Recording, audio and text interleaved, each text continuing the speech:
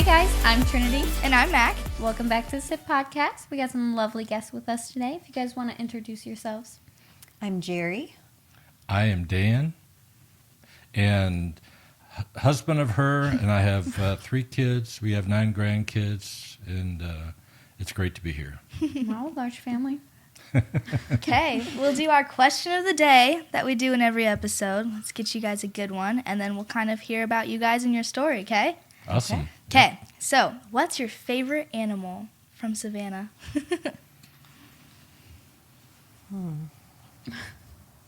I love koala bears. Really? Koala bears. Okay. If I could have one in my house, I would. Would you let her get a koala bear? No. You don't want Horses, by all means. Really? Oh, yeah. I grew up in Wyoming, so I lived around horses. Did you have your own? I don't. No. I wish I did. No. that. Did you ever ride get to them? ride them? Yep. Yeah. Sure did. Rode them up in the mountains. Oh, that Yeah. sounds. I used to That ride sounds horses, and I did like barrel racing. Oh, really? It was my favorite thing ever. Yeah. Oh, wow. That's I haven't awesome. done it in a long time. I don't think I could ride a horse. I don't. Yeah, I think still have that's- my cowboy hat, my cowboy boots. Yeah. I rode a bull once, too. So. A bull? Oh, okay. Yeah. Did you fall off of it? Nope. No. I stayed okay. on 8 seconds. Look at you go. Yeah. Very Only did impressive. it once. I thought it was, I better get off when I had. In fact, the clown told me to get off when the buzzer, and he said, get off now. So I jumped off and was thankful that I lived through it. That's quite the That's a deadly story. sport. Yeah. Couldn't be. Yeah. Yeah. It was one of those bucket list things. Oh, okay. Oh, So okay, you that just makes had sense. to Had to get it. Okay, Had yeah. to go with that. That's Right. understandable. That was Okay. before Student Impact.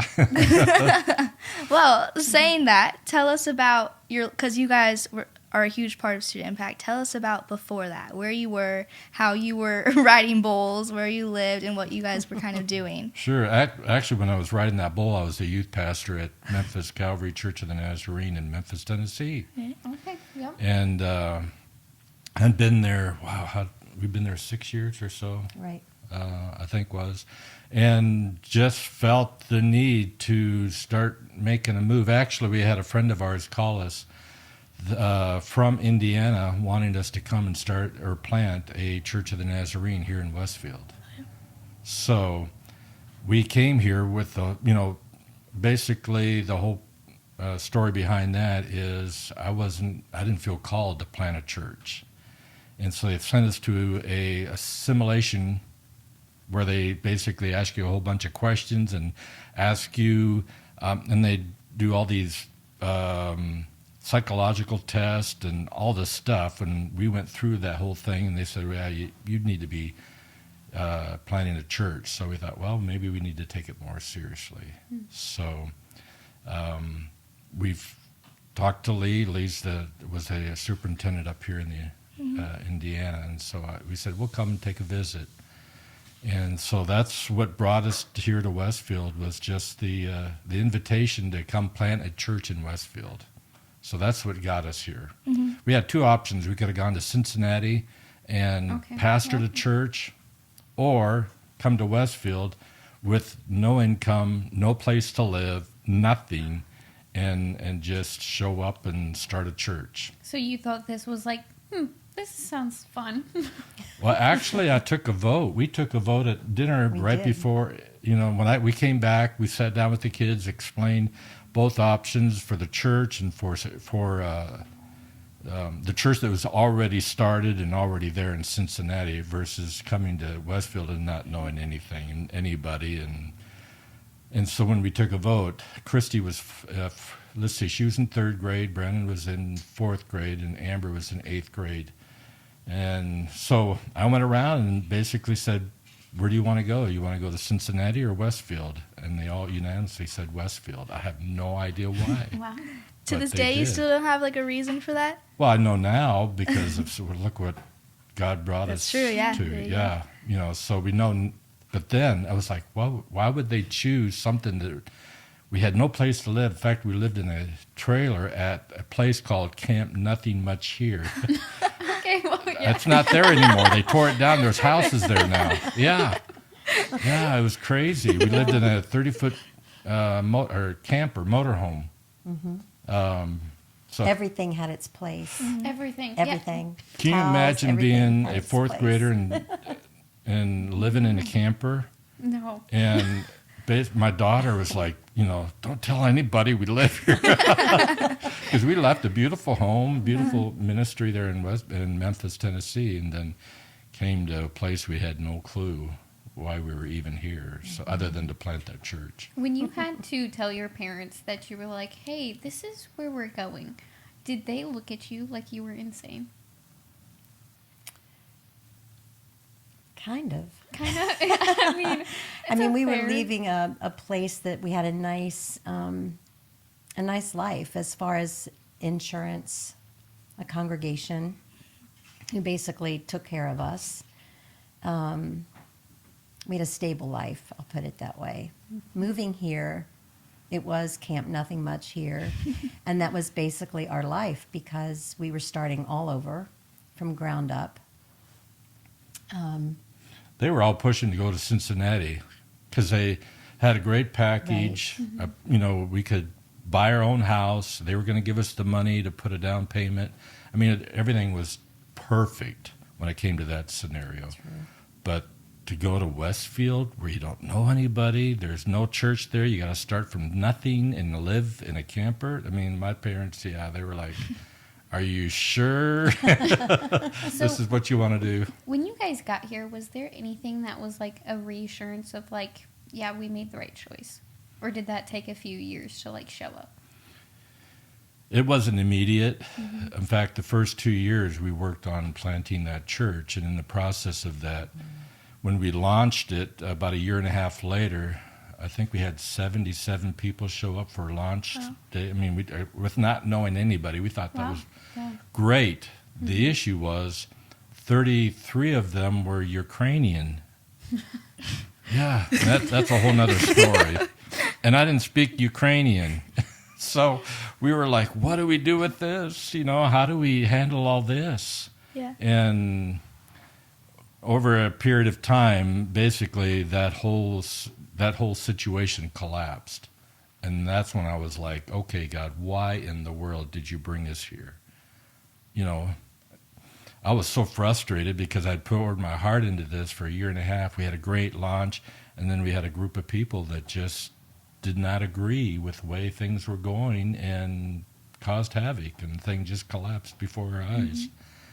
So it was out of that experience that God revealed his perfect plan, and that's why this place exists. How did you feel called to impact the 5th through 12th graders? What brought you to that? Well, I woke up during that time where the church collapsed, and we were like, okay, where do we go from here? What do we do? And I was laying in the basement. We lived about 3/4 of a mile here on Emerald Pines Lane. Actually, Danielle used to live on that same street. I used to live there too, honestly. Really? Yeah. And we had built this beautiful home. I was in the basement saying, just literally crying, saying, God, why in the world did you bring us to Westfield? And when we did our church plant, we went out around to the community and asked them, three questions. And one of the questions was, what do you think is the greatest need? What do you believe the greatest need in this community is? And this was in 1997 when we did this survey. The 98% of the people that responded to that, we went door to door, responded that the number one need was something for our youth. And so basically, anyway, after crying and asking God why he brought me here, that night, or the next morning, my alarm went off at 4:47 in the morning. Or not went off, or did it go off? Or I just got up and looked at the clock. It said 4:47. It was just like God said, I want you to look up chapter 4, verse 47. So I run down to my office, and I'm like, well, maybe this is my answer. And I was like, chapter 4, 47 of what? It's like, there's 66 books in the Bible. Where do I even begin? Yeah. And so it was like, maybe he's thinking the 4th book. So I went, Genesis, Exodus, Leviticus, Numbers. Oh, Numbers chapter 4, verse 47. Okay. And it was all about numbers. I was like, this is not very enlightening. I mean, it's doing nothing for me. Hopefully this is not the right verse that you Yeah, want. exactly. So I thought, well, maybe it's the fourth gospel. So I looked up John chapter 4, verse 47. And it talked about how the centurion came to Christ and said, I need you to come and heal my child. He was desperate. And it was basically, Jesus and him having this, conversation about this, him wanting Jesus to come to heal this child. And I'm like, that still doesn't make a whole lot of sense. So I closed my Bible, went upstairs, and went to lay back down, and Jeri says, what in the world are you doing? I said, I think I'm losing my mind. And so she said, well, what happened? I said, well, and I told her the story. And so we went back down to my office, and she said, well, how many books have a chapter 4, verse 47? I said, well, I don't know, but I found 2 of them. So we looked, and there was only 3 books. The other one was, I don't even remember. It was Leviticus, I think. Okay. And it was about numbers or something. She said, well, what was John chapter 4? And so I shared her that story that I just shared with you. And she said, well, what does the next verse say? I said, I don't know. I didn't get that far.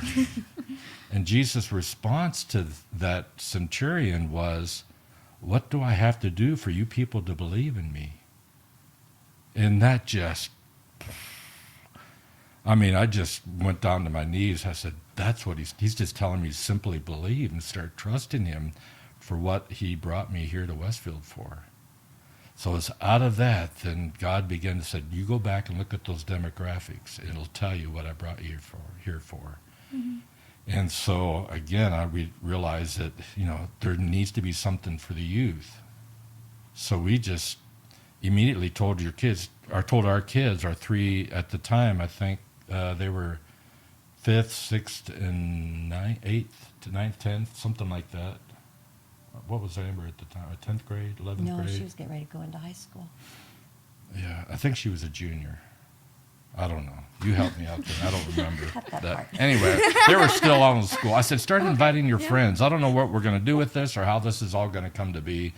And this was in May. So that summer, we just hosted teens, young people in our house, trying to figure out what do we do with this. And it was that progression that we began to see the unfolding. That was in May. We go through the summer just hosting kids, and then we launched Student Impact September 19th, 1999, I think is right. Crazy. Is that correct? Those Sounds dates, right. the fact that you can remember all the dates and verses that you just talked about, that's really insane. Yeah. When you talked about the camp thing, this article talks a lot. Wasn't it called Camp Impact? It was. How did you come up with that? Well, when God revealed Student Impact to me about starting a youth organization, basically it was threefold. We felt like there was a need to get into the schools and do campus clubs. I guess a lot of organizations call them clubs. We just called it Student Impact, but start something in the schools. So we started at the high school, the middle school, and the intermediate school, so 5th through 12th grade. And then the second phase was to establish a youth center so that we could, and I had a real heart for latchkey kids. The kids that didn't, have anybody at home. Back then, it was a real issue, and it probably still is today. I mean, you guys know more than I do. But it was a real problem. Kids had nothing to do, so we really wanted to establish a student center. And the third phase was to start a camp in the summertime, basically to give kids whose parents had to go off to work a place to hang out during the summertime and, to invest in them and build them and give them an environment that would just make them better as human beings. It said in here that you had, 7 kids show up the first week, and you were planning for 30. Was that something? For Camp Impact? Yeah. Yeah. Was that big, my Amber was at, our daughter Amber, our oldest daughter Amber, she was at college at the time. When she came home, or before she got home, I said, I want you to start a camp. And she was like, man, what do I do? I said, the sky's the limit. You dream it, we'll make it happen. So when she got home, she established, and we just started advertising it. And so I said, she was like, well, how many do we plan for? I said, let's plan for 30. If we have 30, that'd be awesome. Mm-hmm. Well, like you said, 7 showed up. But it built from then. But I mean, they took those 7 and just invested in those kids, and it was pretty awesome. Mm-hmm. In fact, Jeri could tell you, she met a teacher this week, right? Last week. Tell her about that. So a teacher in one of the elementary schools, we were sitting there having breakfast together, and she said, oh my goodness, I used to go to Camp Impact. Oh, then I really felt old. But yeah, and she just said how much it meant to her. Yeah. Do things like that happen often, like finding meeting people that used to come here? And it's just kind of strange because everybody that was doing it when we were, be a part of Student Impact are married and have kids. Yeah. Like and they're coaches and they're, they're doing amazing things. So the nice thing about Facebook, it keeps you connected with all those kids. So it's pretty amazing to see how awesome it is to see how God has impacted their lives over the years. So. Yeah. How did you decide, because you said you started in your house, right? Like the Mm-hmm. camp thing. How did you decide to move into like the high school and stuff? Well, that was actually when we launched Student Impact, everybody in the community told us that it would never work. In fact, there was another organization called Student Venture that was trying to launch at the same time. Really? And there was a group of parents trying to get that kicked off. So, and then prior to that, Campus Crusade, and I forget the name of their campus ministry at that time, they tried to launch prior to that, about a year prior to that, and they raised all this money and I guess did a lot, and then all of a sudden it just didn't come to fruition. It didn't happen for some reason. So when we started, nobody was like, we've been there, done that. So it was a very difficult. But I ran into, I can't remember her name, Betsy Flaydung. She used to be at the intermediate school. Her son, David, was a senior at the time, and we got to talking, and I was sharing her about my heart. Mm-hmm. And she shared with me, you need to talk to, there was the basketball coach at the time. He could lead you to the right kids to get something like, because I really wanted to launch something in the high school. I didn't know what it's going to look like. I had really no idea. I mean, I had never done anything like this in my life. So I didn't know what Student Impact was going to look like, other than I needed to be on the campus. That was always part of the vision. I needed to have a youth center, and we needed to have camp. Mm-hmm. So I knew those 3 things were non-negotiables. How to make them happen, I had no clue. So I had to, pick people's brains and pray a lot over those, the beginning stages. And so I talked to the coach. He gave me some names of kids, and we met in I call it the library. They call it the media center. Is that correct? Okay, yeah. Okay. So we met. So they gave me 6 names. One of the names was Amber, of course, our daughter. So there was 5 other students, and I shared this vision of what I wanted to accomplish. And they were like, yeah, we want to be a part of this. We want to make it happen. So I said, okay, let's do it. So how do we do it? And they were like, well, let's meet in one of this, there was a teacher that was running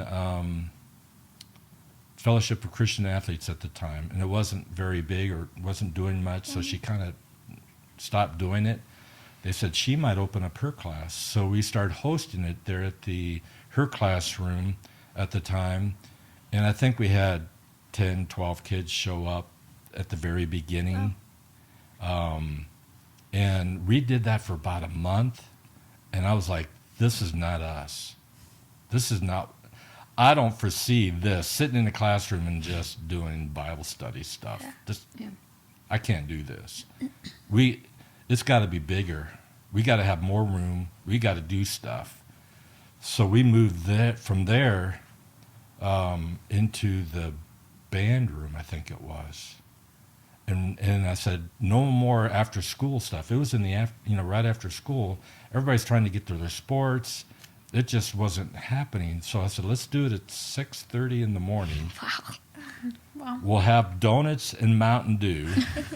Perfect. Yeah. Nutritious. Yeah, right. The teachers didn't like it, but the kids did. Yeah.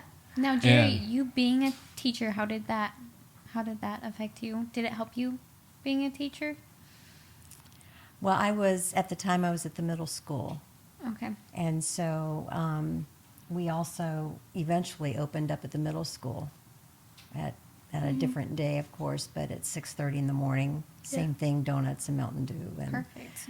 But yeah, it was. They were wide awake when they got, Really? but they crashed by 10. Yeah. You know, 'cause of course sugar. Right. Too early of a start.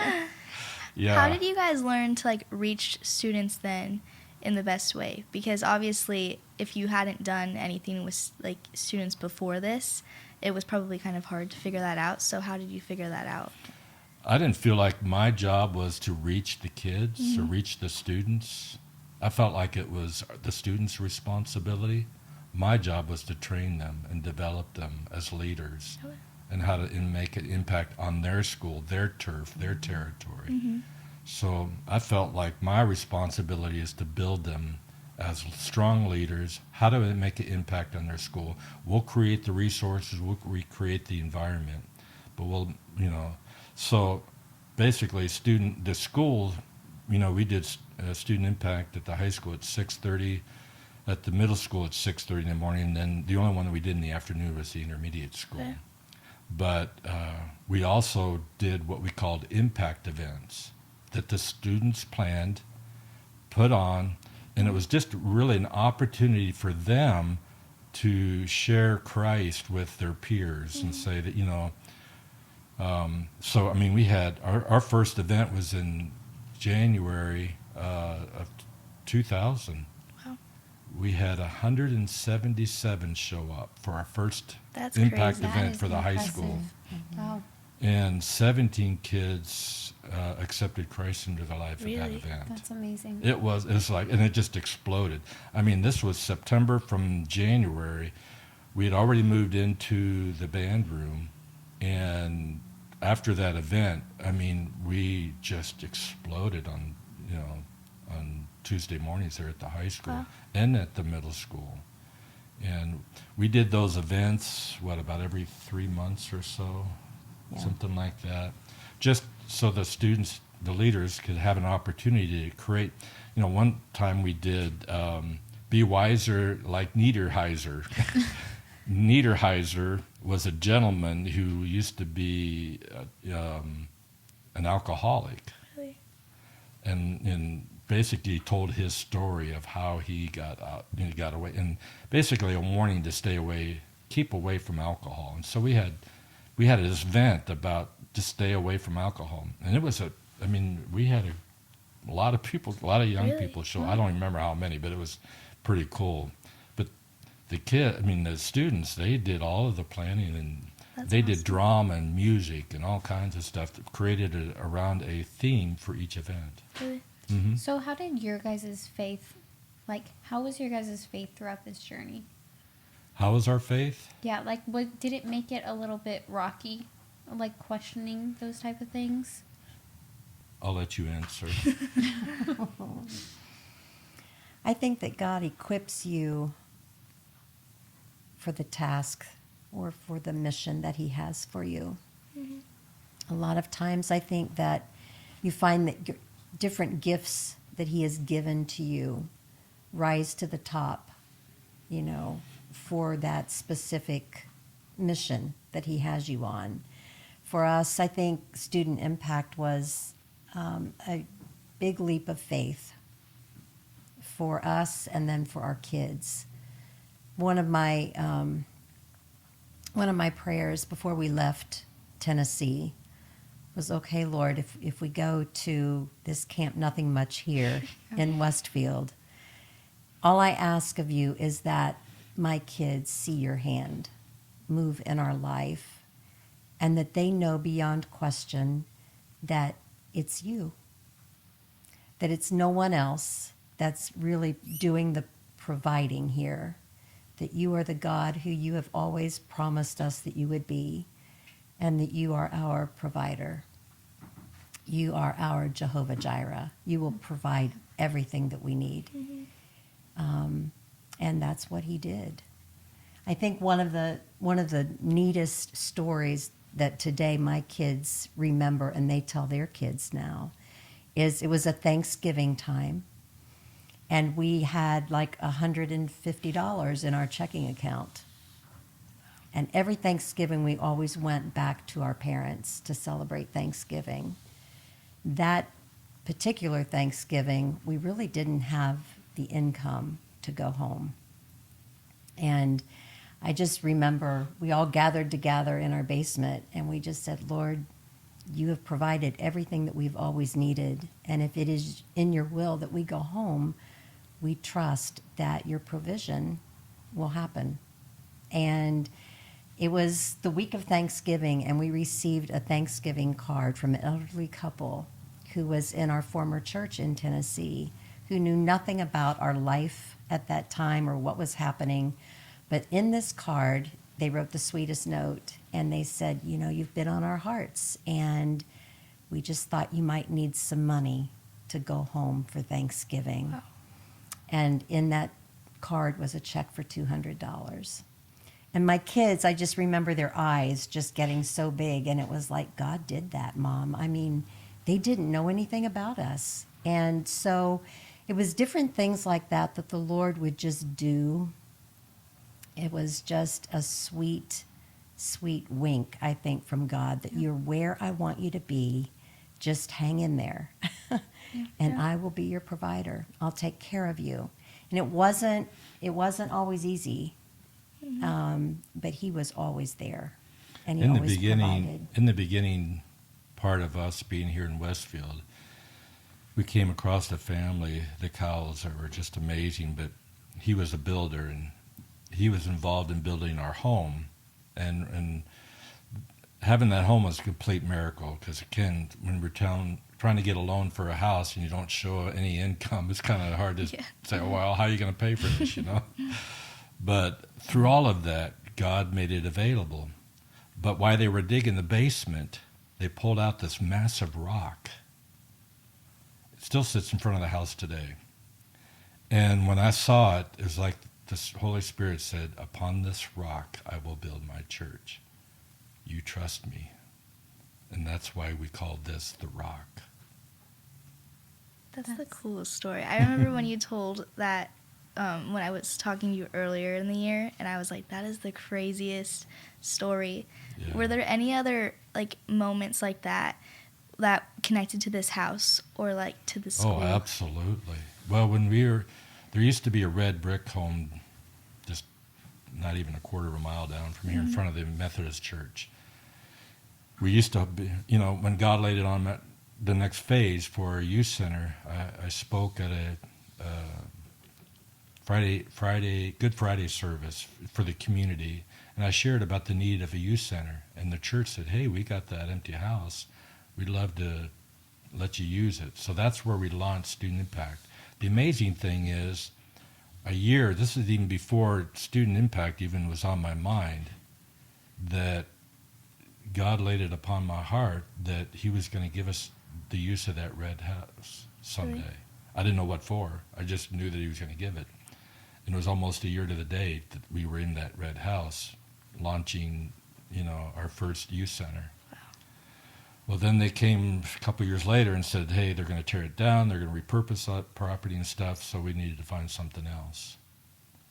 So I went to a town. It's kind of they invited all the major entities in the town at the time. That's before we were a city. So you had your school representatives, you had the fire, the police, all the different entities in the community. And we meet once a month just to share what's going on in each of our areas. Well, they invited me to be a part of that, several months ago. Well, I thought, well, what a great place to share the need for a youth center. Mm. So I shared that need again, that we need a place that we can establish and maintain and build upon for a youth center.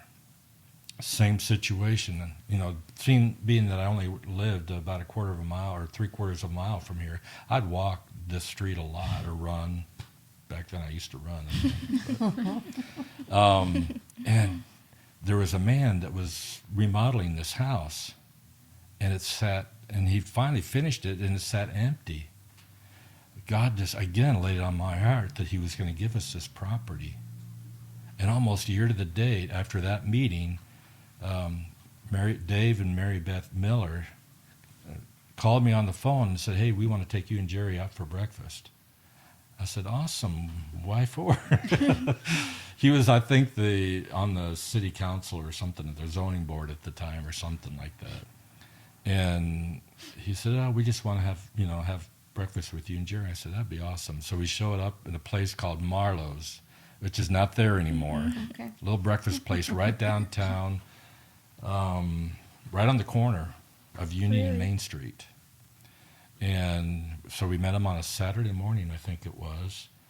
And they said, "We want to meet that need for a youth center." And I was like, "Oh, yeah." I'm jumping up and down inside, so I'm so excited. And they said, "Do you know where you want to be?" I said, "I know exactly where I want to be." And they were like, they were just, "Really?" "Yeah." So we walked down and looked at this property. I said, "That's where we're supposed to be." They said, "Well, let's look at another piece of property." And there was another piece of property right across from the high school there on the corner that was also available. I said, "Nope, that's not it. This is it.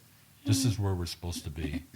And they said, "Okay." So they purchased the property. Wow. And here we are, all this time later.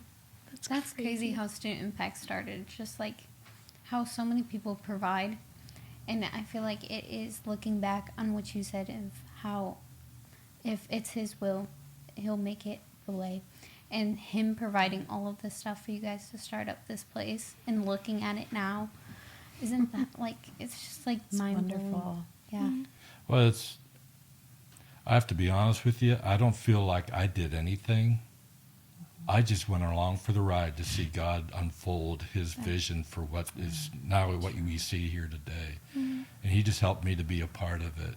And I just feel, I feel honored, blessed that I had that opportunity to be a part of something that, here we are almost 25 years later, going strong and making a huge impact on the community and in the lives of young people. Mm-hmm. It's much bigger than ourselves. Yeah. I could have never pulled this off. So much better No way. than we could have ever imagined. But he brought the right people at the right time. Mm-hmm. We'd host an event trying to get people plugged in, and man, he would just bring the right people at the right time when we needed them. And it just kept happening time and time again, that you could only look back and say that was only God that made that happen. There's no Absolutely. way that I could have had anything to do with that, because I didn't know anybody, to be honest with you, So, yeah, it was truly amazing. Well, I loved hearing that story, and I think we're going to do another episode where we kind of just talk about just fun stories of while it was growing and how it became where it is now. Sure. But we can do a little toast for this episode if you would like. Is there anything you want to toast to? Well, I think we need to toast to the faithfulness of God, because as you look around, my goodness, this whole new addition, Yeah. Mm-hmm. Yeah. that is incredible. So I'm excited to hear how all of that came about. Mm-hmm. But I think we need to toast to the Lord, because this is his ministry. It always has been. And just that it's continuing to grow and flourish, and it's awesome and amazing. I agree with that, but I'm going to add to it. You I want can- to toast to Daniel Easterhouse. Absolutely. She, Absolutely. I remember when we asked her to take over, and of course she agreed, but she was like, "Man, I have no clue what I'm doing." And yet she hung in there, was faithful, worked through all of the ups and downs. And, you know, I know she just retired, but what a blessing to have her to take it to this stage, and then to see who God brought along now to take it to the next phase. So thanks, Danielle. Okay. Absolutely. We're not very formal, so we don't have glasses or anything. So We can fist bump. we can fist bump. Let's toast to everything you guys said. Boom. Air fist bump. There we go. And make sure you guys all tune in to the next episode, and we're going to kind of talk about just fun stories of student impact while it was growing and how it became what it is today. So yeah. That's a wrap.